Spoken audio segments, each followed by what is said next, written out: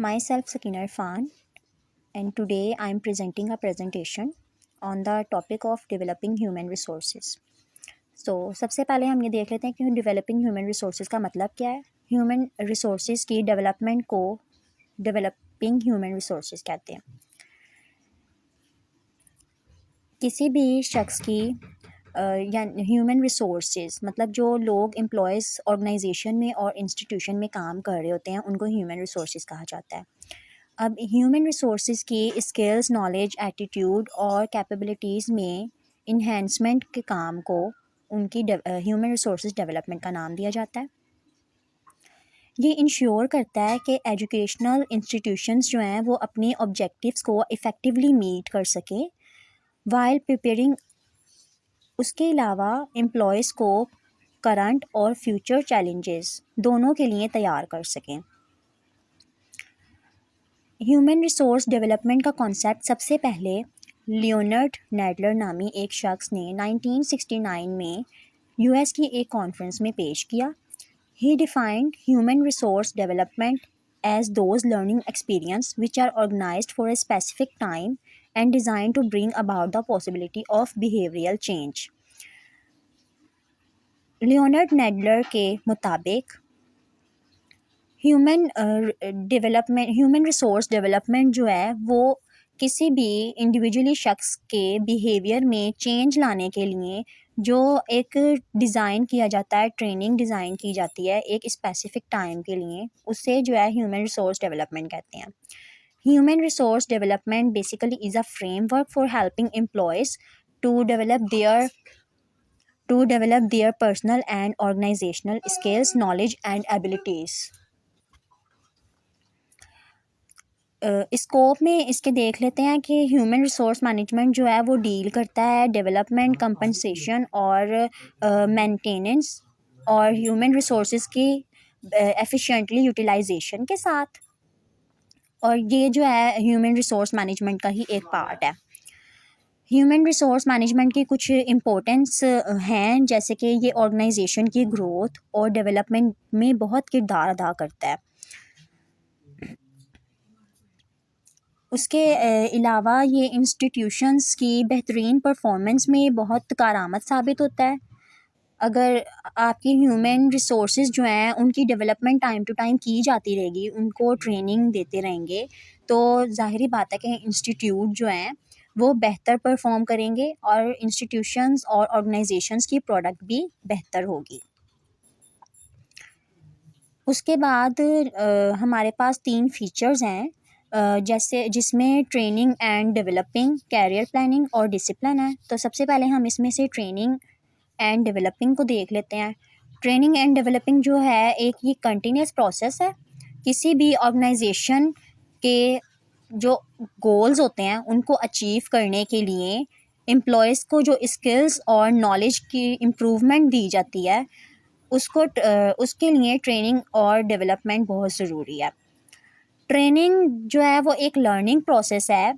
जब जॉब करता है कोई शख्स या फिर एम्प्लॉयज़ जो जॉब कर रहे होते हैं उनको टाइम टू टाइम उनकी स्किल्स और उनके एटीट्यूड, उनकी नॉलेज को पॉलिश करने की ज़रूरत होती है, जिसके लिए ट्रेनिंग्स जो है कंडक्ट की जाती हैं time to time. It is concern with a particular and current job normally.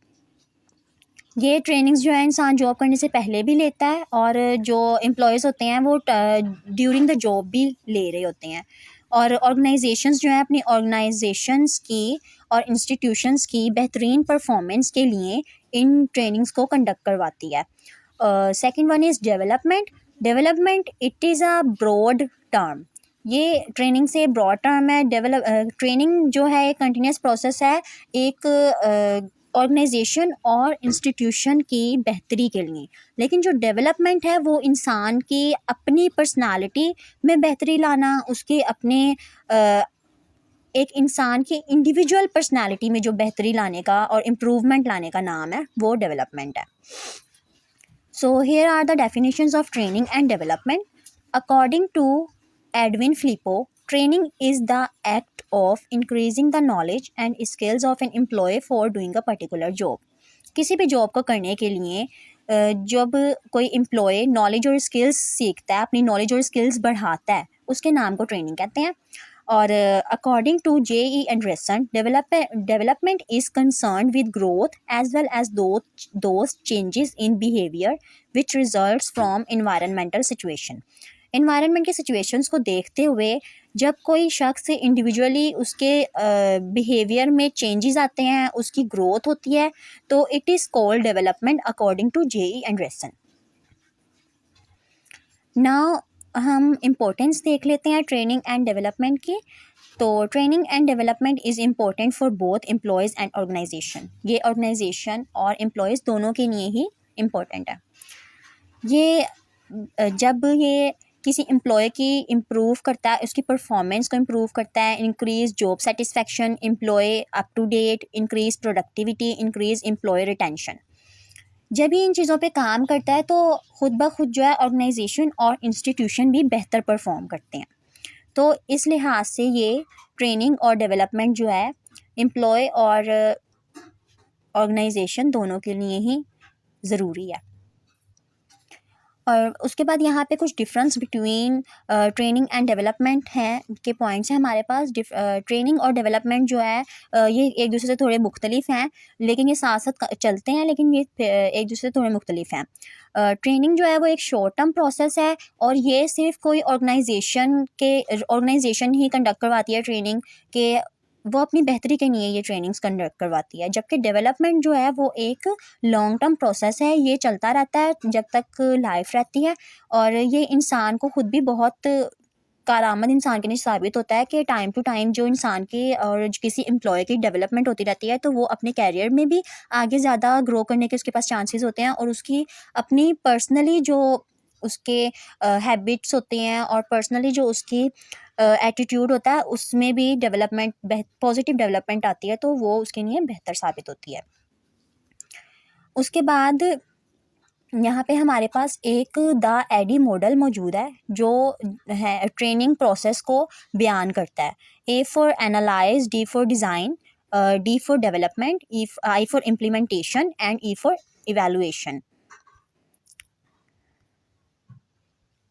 तो यहाँ पे 5 स्टेप्स हैं जो ट्रेनिंग प्रोसेस को कंडक्ट करने के लिए देखे जाते हैं। सबसे पहले एनालाइज किया जाता है। एनालाइज में सबसे पहले एक एम्प्लॉय की नीड देखी जाती है कि इसको किस चीज़ की नीड है। ये चीज़ें एनालाइज की जाती हैं कि ऑर्गेनाइजेशन को किस चीज़ की नीड है।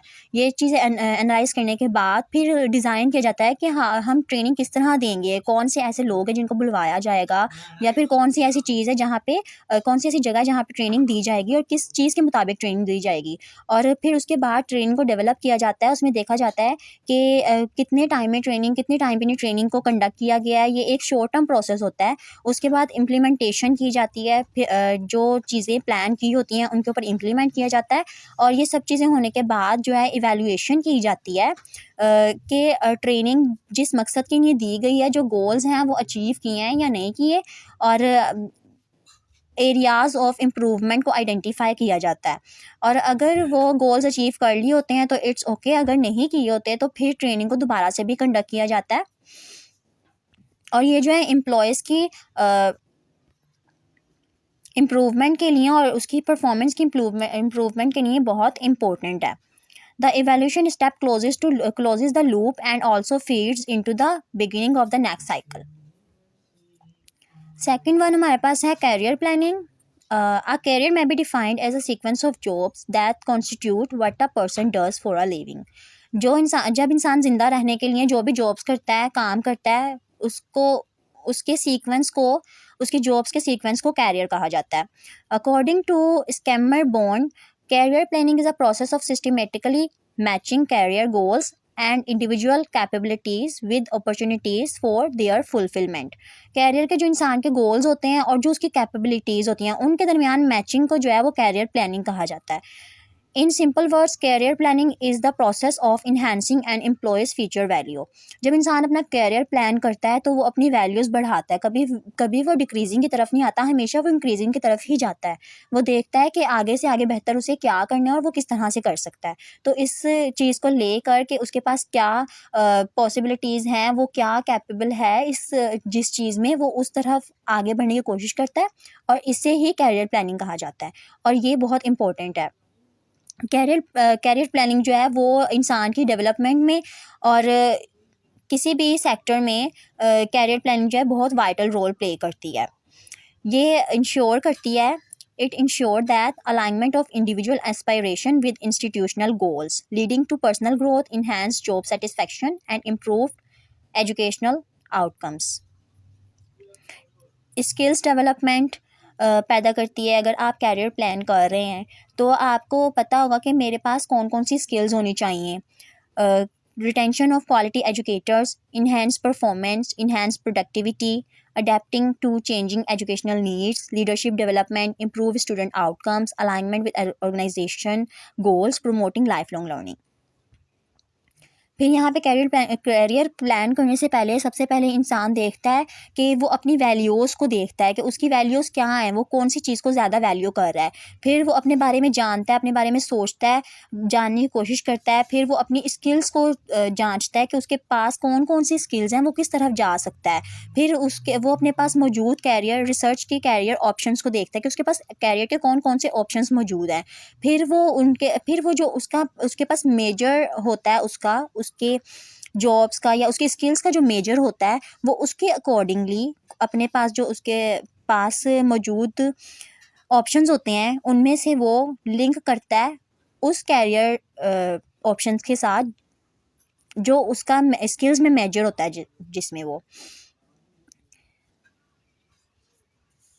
फिर third one is discipline. Discipline जो है एक सिस्टमेटिक अप्रोच है जो किसी ऑर्गेनाइजेशन और इंस्टीट्यूट में रूल्स, पॉलिसीज़ और स्टैंडर्ड्स मेंशन किए जाते हैं, सेट किए जाते हैं, उनको फॉलो करना डिसिप्लिन कहलाता है। ये जो है कम्युनिकेशन क्रिएट करता है और गाइडलाइंस देता है एम्प्लॉयज़ को और वहाँ काम करने वाले ह्यूमन रिसोर्सेज को कि वहाँ पे किस तरह एफिशिएंसी से काम करना है। और डिसिप्लिन को मेंटेन रख के हम एक पॉजिटिव वर्क इन्वायरमेंट को फोस्टर कर सकते हैं।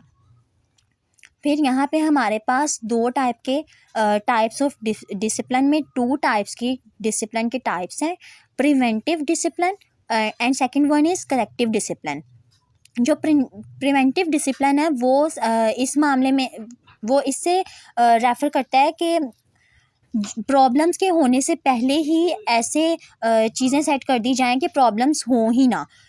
इसके लिए जो है क्लियर कम्युनिकेशंस होनी चाहिए ह्यूमन रिसोर्सेज के दरमियान आपस में, और पॉलिसीज़ बनाई जाती हैं और लोगों की एम्प्लॉयज़ की ट्रेनिंग और उनकी डेवलपमेंट की जाती है। ऐसे प्रोग्राम्स कंडक्ट किए जाते हैं गुड बिहेवियर के लिए, ताकि कोई भी कॉन्फ्लिक्ट ना पैदा हो और कुछ भी ना हो।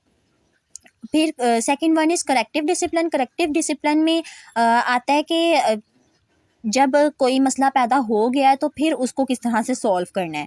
फिर उसके जो है हमारे पास कुछ पॉइंट्स मौजूद हैं, जैसे कि फर्स्ट है वर्बल वार्निंग। जब कोई पहली मर्तबा ऐसी वायलेंस पैदा करता है या मिसकंडक्ट करता है कोई एम्प्लॉय, तो उसको वर्बली वार्निंग दी जाती है। फिर सेकंड टाइम अगर वो दोबारा कोई ऐसे कॉन्सिक्वेंसेस पैदा हो जाते हैं तो उसको रिटन वार्निंग दी जाती है। फिर अगर दोबारा ऐसा कोई मसला आ गया है तो उसको जो है टेम्परेरी रिमूव कर दिया जाता है वहाँ से, उसकी कुछ अरसे के लिए सस्पेंड कर दिया जाता है उसे। फिर फोर्थ है डिमोशन। डिमोशन ये कि अगर वो बहुत ज़्यादा मसले पैदा कर रहा है तो उसको पनिश करने के लिए एम्प्लॉय को डिमोट कर दिया जाता है, उसके लोअर लेवल पे, एम्प्लॉयमेंट के लोअर लेवल पे कर दिया जाता है उसको, उसकी जो सीट है उसे एक लोअर लेवल पे कर दिया जाता है। इसको डिमोशन कहते हैं। और फिर टर्मिनेशन, अगर वायलेशन बहुत ज़्यादा सीरियस हो गई है और मामलात कंट्रोल से बाहर हो गए हैं तो उसको फिर टर्मिनेट भी किया जा सकता है। Effective discipline policies ensure fairness and consistency aligning with the organisations objective and legal requirements. Discipline के प्रोसेस है कि सबसे पहले तो पॉलिसीज़ क्लियर जो हैं सेट कर दी जाएँ, रूल सेट कर दिए जाएँ, सबके लिए एक जैसा कानून हो और लोगों की प्रोफेशनल डेवलपमेंट की जाए, उनको कंटिन्यूअसली लर्निंग करवाती रहनी चाहिए, उनकी ट्रेनिंग और वर्कशॉप्स का इंतज़ाम करना चाहिए और मेंटोरिंग प्रोग्राम्स रखे जाएँ। रेगुलर असेसमेंट उनकी होती रहे और प्रमोट अकाउंटेबिलिटी, गोल्स जो है मयरेबल गोल्स बनाए जाएं और पॉजिटिव वर्क एनवायरनमेंट को सपोर्ट किया जाए, इनकरेज कोलैबोरेशन, सपोर्टिव लीडरशिप। ये सब चीज़ें जो हैं बहुत ज़रूरी हैं डिसिप्लिन को मेंटेन रखने के लिए। By following these steps, educational institutions can foster a disciplined professional environment that support continuous development, improve teaching quality and ultimately enhance student outcomes. अगर हम डिसिप्लिन अपने इंस्टीट्यूट में रखेंगे तो हमें जो है एक प्रोफेशनल और डिसिप्लिन इन्वायरमेंट भी मिलेगा और जो है टीचिंग क्वालिटी भी बेहतर होगी, क्योंकि अगर उनका फोकस सिर्फ अपनी जॉब्स पे होगा तो वो जाहिर बात है उनकी क्वालिटीज़ भी बेहतर होंगी और जो है अल्टीमेटली स्टूडेंट आउटकम भी हमारे पास बेहतर होगा। Thank you for your precious time.